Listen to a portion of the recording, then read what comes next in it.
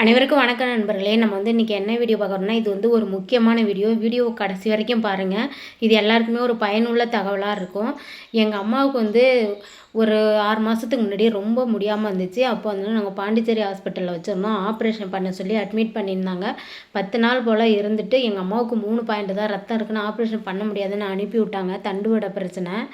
அப்போ அந்த பக்கத்து பெட்டில் இருந்த ஒரு அம்மா சொன்னாங்க, அவங்க மதுரைக்காரவங்க, அவங்க உப்பு கண்டத்தை உப்பு கண்டம் போட்டு வச்சுக்கிங்க.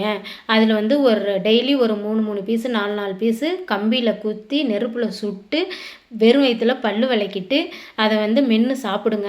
அது மெல்ல மெல்ல மெல்ல இச்சி ஊறிக்கிட்டே இருக்கும். அது எந்த அளவுக்கு இச்சி ஊறுதோ அந்த அளவுக்கு ரத்தம் ஊறும்.